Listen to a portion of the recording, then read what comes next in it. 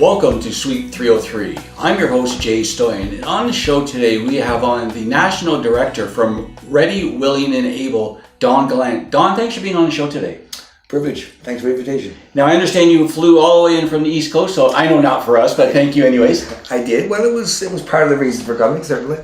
And the East Coast being St. John's, not the other parts. There you go, St. John's. We got to be sure. Yeah, got to be specific. There you go. So again, Don's from Ready, Willing, and Able. Now, it's a great organization, but instead of me telling our viewers about it, Don, please take the floor and just tell us about all the great things that are going on within Ready, Willing, and Able. Okay, well, let me give you a bit of a background as to sort of the genesis of the project. So Ready, Willing, and Able is a 3-year federally funded project funded by the federal government of Canada, and it began in August of 2014, and we're now into our final 6 months of a project. It's a pilot project, and it's a project delivered as a result of a partnership between the Canadian Association for Community Living and the Canadian Autism Spectrum Disorders Alliance. Wow. CASTA.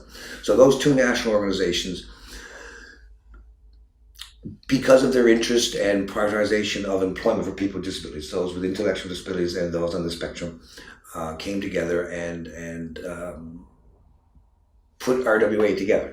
The process, the project and the intent, and then made the proposal to the federal government, and were successful in 2014 to get this approved. So it's a 3-year, $15 million project. Okay. And it's by definition finite, 3 years, but we have great optimism and great hope that it'll be expanded and continue beyond our end date, our anticipated end date of January 2018. So, but to put that in context, I guess, Jay, it's the project is intended and designed to increase the labor market participation of persons with intellectual disabilities or ASD. Okay. As you probably know better than most, the employment rate of people with disabilities in this country is embarrassing, is what I'll say. Okay. I could use other words. Sure. Embarrassing will fit for this point. Yeah. It hovers around the 25% level compared to persons with disabilities, which is 75-80% of employment. So clearly, efforts to address that inequity, that gap in employment for persons with disabilities, was a major part of both the national organizations. So RWA is a result of that partnership, and a design to see if there was a different way of approaching employment in this country, specifically for persons with intellectual disabilities and ASD. That's sort of where it comes from. Okay. So I have on my list here, like, let's talk about when you say autism spectrum, because like for myself, I was educated and I'm a little bit more updated on what the spectrum is, but I know there's a lot of our viewers that they hear the word spectrum, but they really don't know what that means. It means if you've met one person with autism, you've met one person with autism. It means that people are very unique. It's described as a spectrum in that there is no one quintessential example of what it is. It's a wide variety of impact on people's lives. It's a neurological condition that affects the way people sort of view the world. Okay. And some individuals are very profoundly impacted by the condition. Others are not so. So it's a great variety. Intellectual disability, same thing. People struggle and have issues in terms of learning, day-to-day living skills, those kinds of things. Now, I know your organization focuses a lot on I guess I want to say opportunity. Like, people just need an opportunity. You're there to support them hands-on, to show people, to educate people, awareness. Does Ready, Willing, and Able, do they get into the neurological platform at all? Do you guys talk anything like that about stuff? No, I mean, Ready, Willing, and Able, the term describes what we do and what we believe. We believe that persons, and the two populations we support by virtue of the association that sponsored this, the project, are intellectual disability and autism. So we believe that folks that are represented within those two populations are ready, willing, and able to go to work. And that the primary intent of our project is employer engagement. So it's about reaching out to employers and getting them to understand the value, the business case, the business value of hiring people with intellectual disabilities and ASD. not as a charity response, not as a something that one should do for social reasons, but because it makes good sense to hire good employees that contribute to your bottom line as a business. Wonderful. And that's the innovativeness of the project, and the approach we've taken is, in this country, I don't want to sound negative, but in this country, we've invested billions of dollars in programs and services of persons with disabilities in terms of employment at the federal, provincial, territorial level. And we have a 25% employment rate. Okay. So something's not quite working, we don't think. So we believe, before the project started, the two associates believed that perhaps there was a different approach that one could use. So we still spend a lot of time in this country getting people ready for employment. Okay. And then kind of, now that we've got Jay ready, we're going to go look for a job for Jay. We're going to go knock on doors and find someone to hire Jay. We take the tack that, no, we're going to talk to employers, not about hiring Jay, but hiring people like Jay. So if we can get employers to understand that there's real value to hiring people with intellectual disabilities and ASD, then as they have natural attrition within their companies, or they have vacancies, that we just simply get access to those vacancies. We connect that job demand to the people that we know are being supported by employment agencies across the country. Applications go forward. People get screened and interviewed and hired, hopefully. And everybody lives happily ever after. That's remarkable. So it's about creating the demand, right? It's not about waiting to be contacted to hire Jay. It's about us reaching out to the employer and talking to them, not about an individual, but about the business case.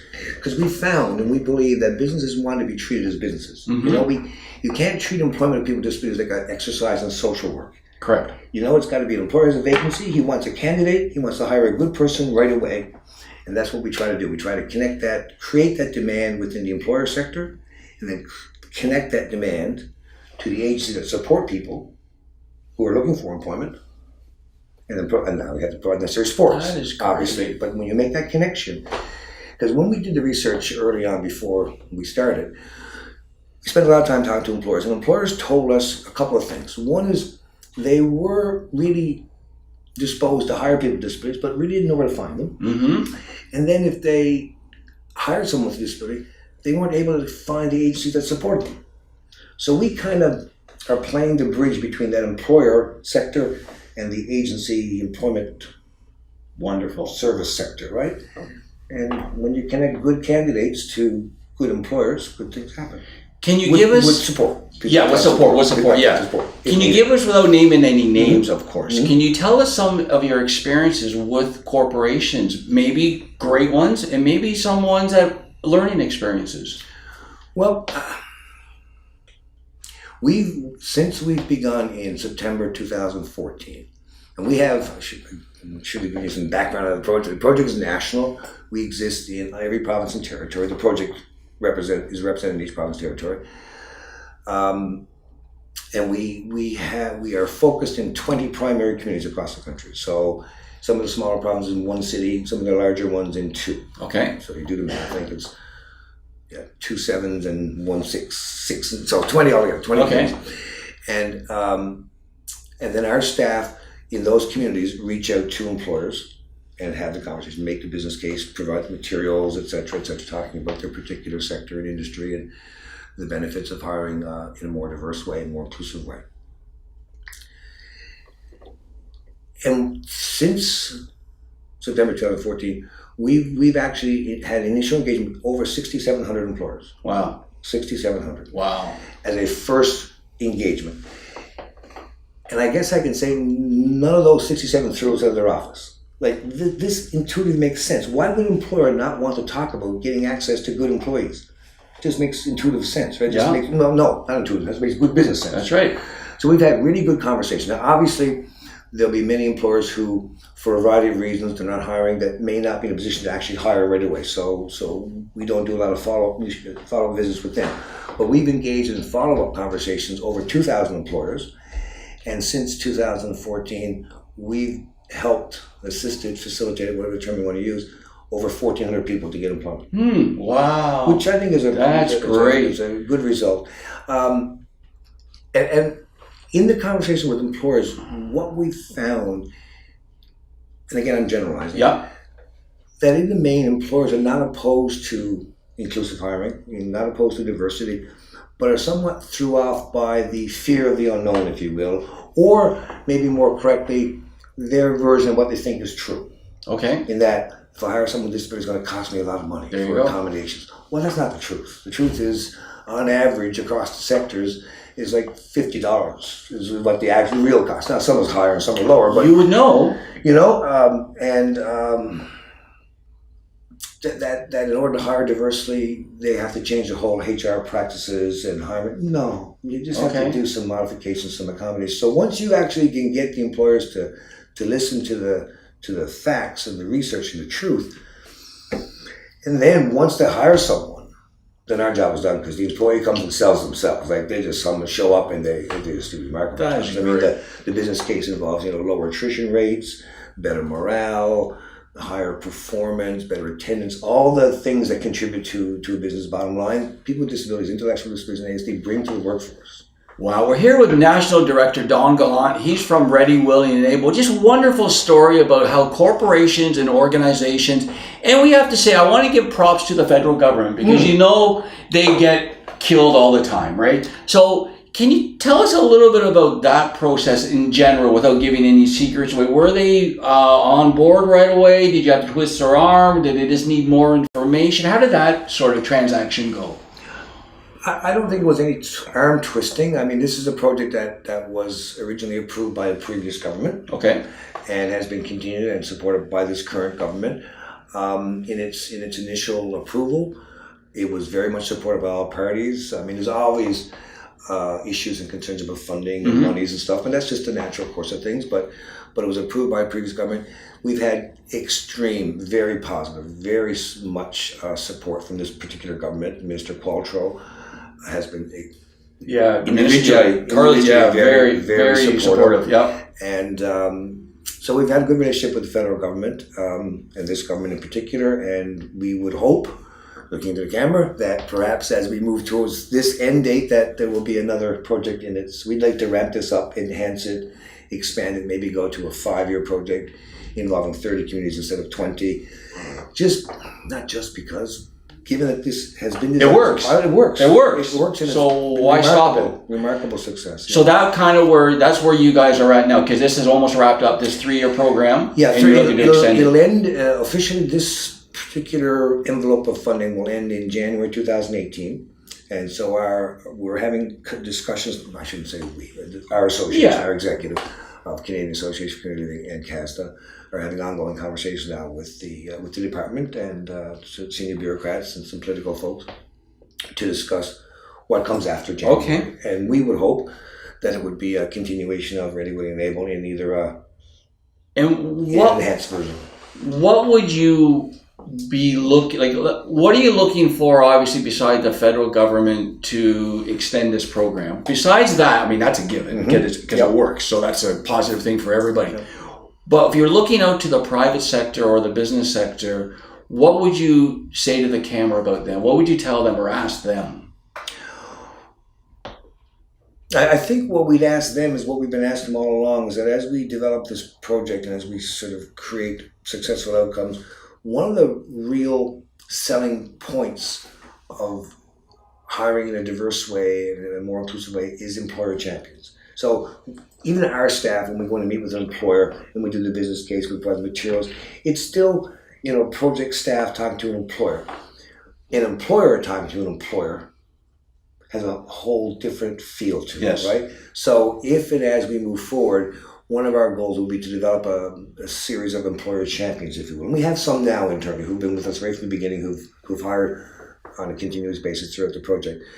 But an employer talking about their success in using RWA is much more powerful than it is coming from a staff person, obviously.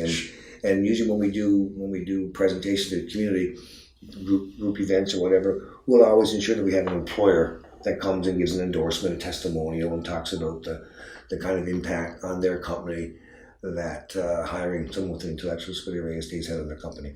Now, if you go to our website, give out your website, ReadyWillingAble.ca, you go there and we have a whole series of stories written about the different employment outcomes that we've achieved and the successes. And the illustrative, obviously, only 15 or 20 stories, I guess.